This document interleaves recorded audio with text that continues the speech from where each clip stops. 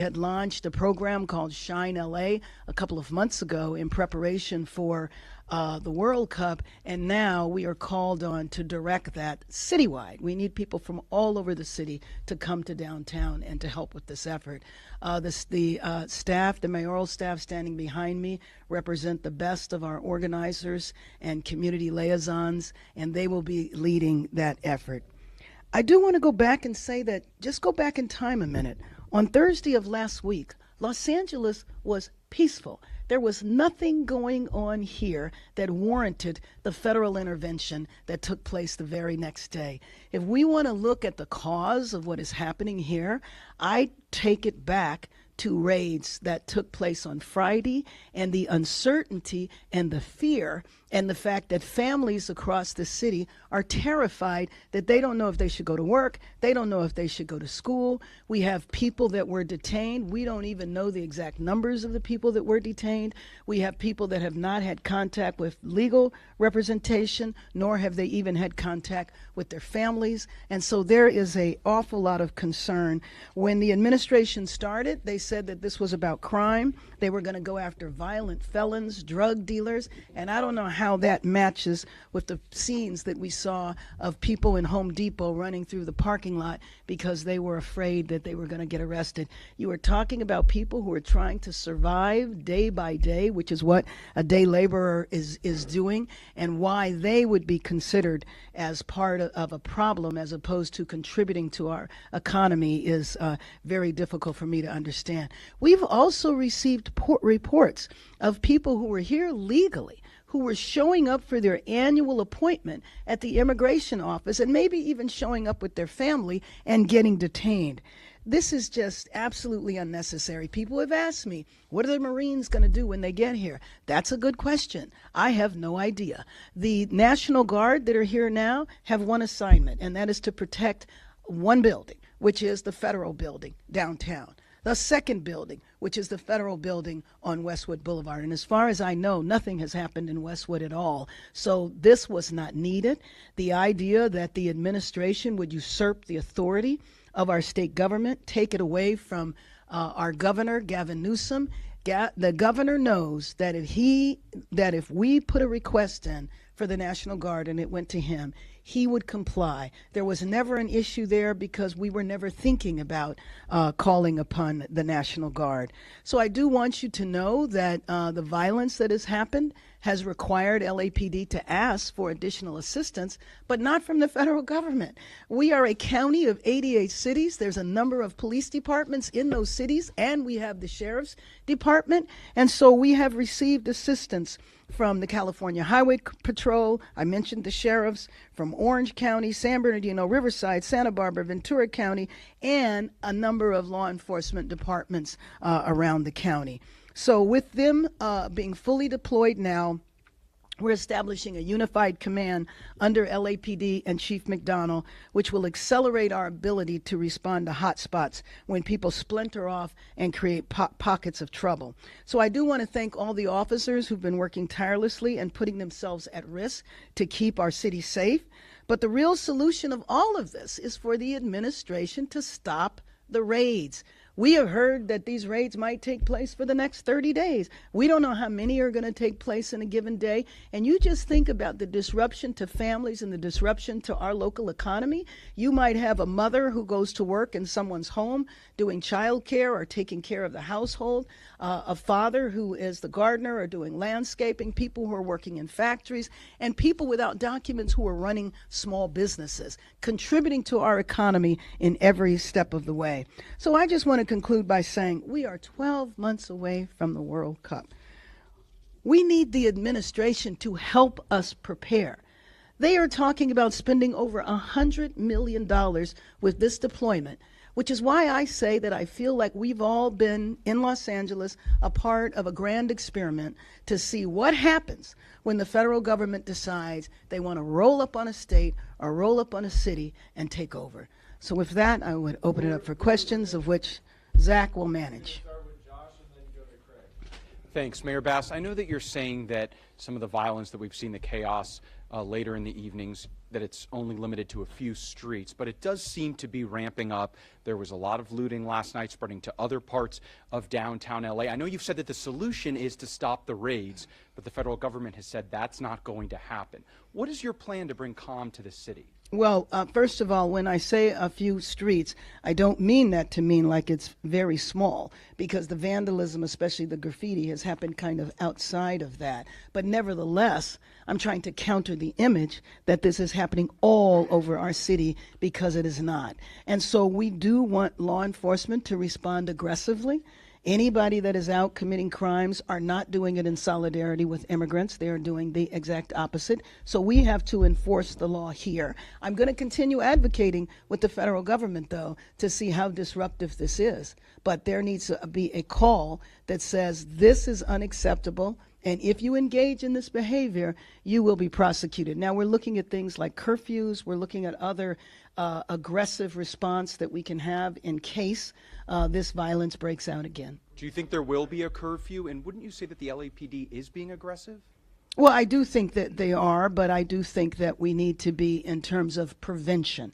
And I don't mean aggressive in terms of engaging with the crowd, but there's things that you can do to prevent. So I had a brief conversation with the chief this morning about a curfew. So we will be meeting about that later on today. And that's the type of aggressive tactic I was referring to. Mayor, good morning. We have reporting on KNX that this presence of Marines and/or National Guard could actually now go on for 60 days. Is the new information? The new information this minute. Go ahead. Yes. And so your response to that? It seems like despite calls from you and the governor, the answers are going the opposite direction. Well, that doesn't mean that I will stop. You know that. I'm not going to give up. But on the other hand, you just said 60 days. Somebody else is going to say 30. Somebody's going to say 90. The bottom line is we don't know. And that is consistent with ICE raids, of course. We never know when, we never know how long. But that very notion creates such a terrible sense of fear in our city. And it's just not right to do that to a population who's trying to survive. We are a city of immigrants. Let me ask one follow-up. The price tags were put over, I think, $130 million Right. for this deployment. Does the government, the federal government, at some point come back to the city for reimbursement of any part of this? No, I think that was money, as I understand it, that they were going to spend on the troop mobilization. Maybe that's what you're referring to.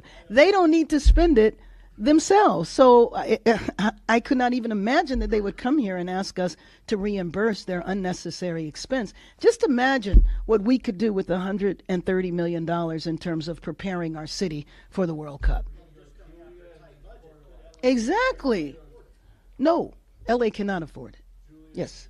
On a similar but slightly different note, my understanding, correct me if this is wrong, is the city has not yet received any reimbursements on fire money spent that it is expecting from the federal government. I'm wondering, as No, that is correct, but Julia, at this point in time, that would be really early. oh, no, sorry, so I'm going forward with this. Oh, okay. Where are you going? As tension ratchets up with the federal government, are we worried that they will not follow through on expected reimbursements? Let me just. I'm sorry. You finish? Yeah. Okay. I was worried about that before the ICE raids. I mean, that is a worry. I mean, the theme of the administration is uncertainty. And so I have been very hopeful, and you know this, in terms of the fires and the cooperation we receive from the federal government, working well with the administration, and now the pendulum has swung in a whole nother area. What would that mean for the city if that money isn't reimbursed? Well, you know what it would mean. I mean, you know that we came off of a very difficult budget year, but you also, it's very important to understand that it takes FEMA a long time. We're still looking for some reimbursements from COVID, and that didn't have anything to do with this administration. Madam Mayor, there are reports that LAUSD will deploy school police to set up safe zones around campus graduations amid the ICE raids. The superintendent did not rule out the potential for a standoff involving school police if federal officers attempted to enter the school or on campus. Have you been coordinating with LAPD? What sort of response? With LAPD? With LAPD, would LAPD be a part of any response should the federal government invade? No, well, Yeah, let me just say that I have been, a close coordination has not been necessary right now, but I have been in conversation with Superintendent Cavallo. We spoke the other day, and what he is deciding to do, I know he's deciding to protect the children. You know that a month ago or 2 months ago, ICE agents showed up to an elementary school to do a welfare check on some kids. It's very interesting that you would send federal officers in to check on elementary school kids. But I know he's also dealing with the fear from the parents. So, for example, at my grandson's school yesterday, there was ICE that was visible, and you have parents who are dropping off and picking up their kids. How do you think they feel? You know, I mean, it's a sense of intimidation and fear that is just so unnecessary and so corrosive to our city. Is there a fear that this could be a confrontation between local law enforcement and the feds on school campuses? No. I can't imagine that there would be a conflict between local and federal police from the LAPD perspective. That will not happen. Spectrum, and then over here. Mayor Bass, has there been any communication between federal authorities, such as the Marines, and local enforcement like LAPD to your knowledge? No, I do not. I mean, I talked to the chief an hour ago. No, we're not notified of anything. You know, I will tell you that Saturday night, when there was definitely some vandalism downtown, not what happened in the morning, which was in Paramount, but downtown Saturday night, and the president tweeted out that it was because he sent in the National Guard that the violence was stopped. And he congratulated the National Guard on Saturday. The National Guard didn't arrive in the city until Sunday. All right, we're coming right here, and then we're going to go to Sean. Mayor Bass, two questions. The president from the Oval Office said that he is taking credit for stopping the violence in Los Angeles, and by extension, by sending the National Guard. And the second question, he also is calling some of the people looting paid agitators. Do we have any indication that that's actually the case? Absolutely not. I mean, my guess is that you have social media phenomena that calls for parties, that calls for street takeovers, and I think it's in the same vein. What I do believe very strongly is that the groups that are vandalizing downtown are not a part of the immigrant rights movement, are not concerned about immigrants, are concerned about wreaking havoc, and are immigrant rights organizations that have been institutions, well-established, well-respected institutions in our city for decades, are used to doing protests. They are very well organized and coordinated, and they don't tolerate the violence. Yesterday's demonstration that was put on by labor, especially in solidarity with David Huerta, they had a system there where they wouldn't let people in a certain area if they had a mask on. My point is that we know how to take care of these issues ourselves. And then when you said about how the reason why, you know, things have gotten under control because of the National Guard, I gave you an example where the National Guard wasn't even here, and he was tweeting that out. The other thing is that if you want to know what the National Guard is doing, drive by the federal building. They are stationary at the federal building, protecting the building. They are not out doing crowd control or anything like that. So I don't know how he could say that the National Guard is who saved the day. Who saved the day are our local law enforcement agencies. Going to Sean, and then we'll go right here with Sean. Matt, can you walk us through a little bit about what you knew and when you knew it about with the raids on Friday? How did it go down?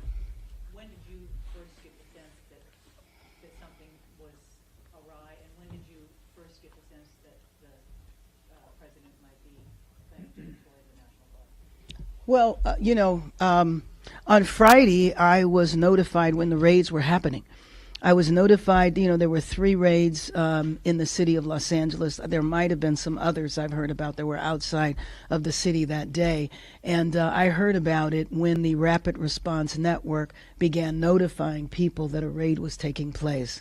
And then at that point, the family members know, hey, my son, my father, my spouse is working at this place. And then they start showing up. So that's when I heard about it. And then shortly after that, you began hearing from the administration. The National Guard issue came into play on Friday as well as Saturday. That's when I was talking to officials with the Trump administration, including Tom Holman. I spoke to him maybe about an hour before he said if I got out of line or the governor did, we'd both be arrested. Right here in the blue and then right there in the dark. Mayor Bass, I know the pictures that are being taken here are being shown around the world. Right. Or unfairly. They do give people an image. Have you contacted people, I'm not talking about Casey Wasserman, but people at the IOC in Switzerland, trying to calm down any fears that they might have about what they're seeing here in Los Angeles? I appreciate that question. Ironically, the IOC was here last week, and so I met with them directly. We did actually a panel with them, and we were talking then about how vast our city is and how if something happens in one area, it doesn't mean it's happening all around the city. So it's a little ironic we were having that conversation. I have not talked to them directly since then. Needless to say, my focus has been on keeping Angelenos safe and protected here. And the second question, the curfew idea, obviously, that happened many years ago with the Rodney King situation, and it did calm things down. What would the parameters be? Would it be a localized, limited area type curfew? At least what you're thinking right now. What I'm thinking is yes, because there's no need for it to be anything other than that. It's just important to reiterate that what is happening is not happening. It's not even happening in the entire downtown area. So there would be no need for a citywide curfew. But again, this is just preliminary discussions. It's one thing to say a curfew, then you have to enforce it. Mayor Bass, what message do you give to businesses in these impacted areas, just on what steps you're going to take to help them, still keep their doors open and not have to worry about the graffiti or the looting? Well, I wish I could say and not have to worry about, but we're coming together. I spoke to business leaders this morning saying that we need to come together, not just to talk, but come together with a plan on how we're going to repair the damage that has taken place and understand that it's going to take everybody. It's going to take the private sector, obviously the city. The city workers are already out there, and they've been out there for hours, and they've been out there for the last couple of days. But I know if you've driven around downtown, you know how massive this is. So the city workers are going to need assistance as well, but also, general citizens. I think everybody is concerned about downtown. I think people need to come from all different parts of the city to join us in repairing the damage that has taken place. Mayor Bass, I wanted to ask you, what's your explanation of why this is happening in Los Angeles? I live in Miami, I've been all over the country.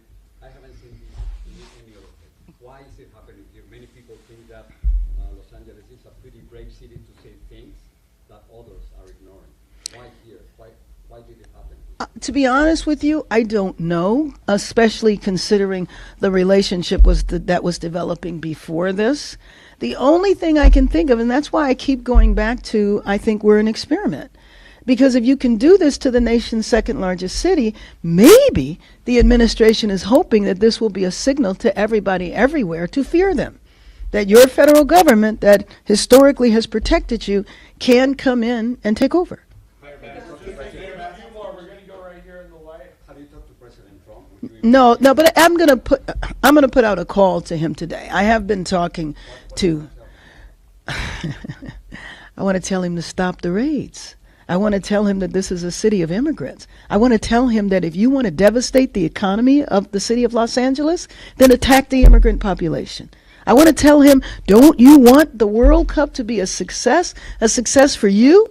Well, if that's what you want, give us help. Give us the $130 million that are being used for no reason, wasting taxpayers' money. Give us that money so that we can get prepared for the World Cup next year.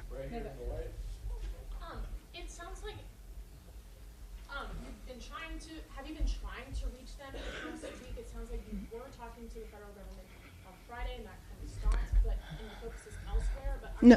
Are they ignoring your calls? No. What I said is that I have not, period, reached out directly to President Trump.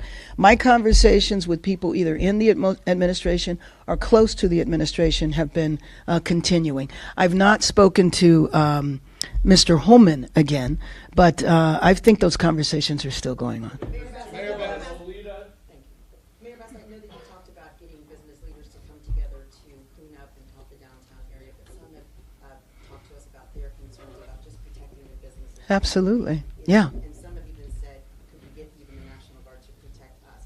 Your thoughts on that? Well, first of all, again, the National Guard's mission is to protect the federal building. That's why I said that we're in discussion as to whether or not there should be a curfew. All of those things will help their business. right here in the blue. Thank you very much. Mayor Bass, obviously you brought up Borders Czar Tom Homan. He's always admonished sanctuary cities. I'm wondering if you feel as if Los Angeles is being targeted because it is a sanctuary city. And in that same vein, if you have a message for Boston, Denver, Chicago, who could experience the exact same thing you're going through right now here in the city. Well, first of all, the state of California is a sanctuary state. So this could have happened basically to any of the cities. Now, cities, some have adopted the policy, but it is state policy.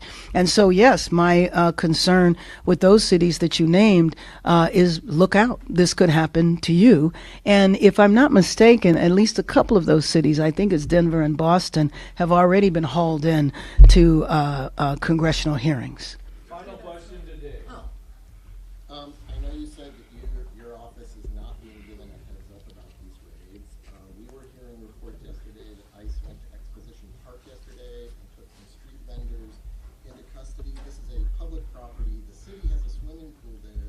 Can either you or your staff tell us what you know about this? Is it in fact true? And if it is true, what cautions is the city taking to safeguard the public at Exposition Park or any other public facility? Well, Dave, yes, we did know about it, like anything else, when it was occurring. We knew about it. Well, just what you said. I mean, the same information I have as well, that street vendors were arrested, that they went in and arrested or detained street vendors. But in terms of what the city can do to protect public properties, you know that we have no idea where they're going. We would not have the capacity to have LAPD at every public facility.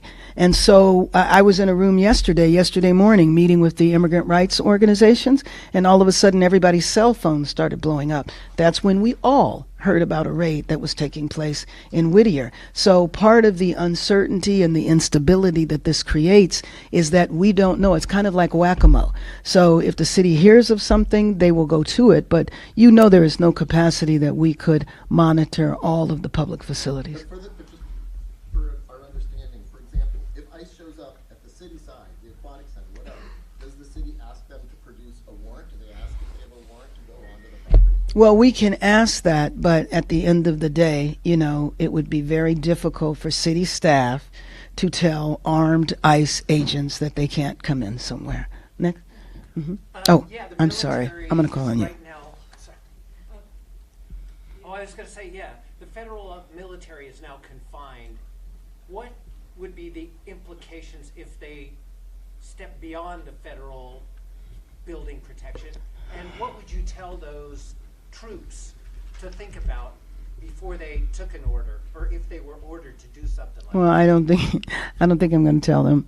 What I would tell them is go back and guard the building. That's what I would tell them. But obviously, I have no authority over federal troops. But what would be the implications for the city if?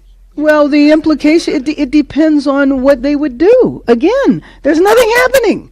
So if they wanted to just march up and down the street, then that's one thing. But there's nothing going on right now.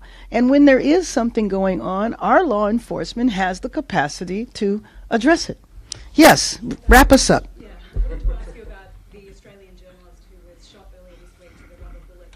The Australian Prime Minister has spoken with the Trump administration about the incident, but I wanted to know, how do you feel about foreign media workers being like this, like this on the streets of Los Well, I think it's terrible. I think it sends a terrible message. As you said, the prime minister of the country had to respond. The president of Mexico has responded. Again, I know, but maybe I don't, that these countries look at this, and I don't think they thought there was some grand thing happening here that required ICE agents to come and disrupt workplaces or chase people through Home Depot parking lots. Thank you very much, everyone.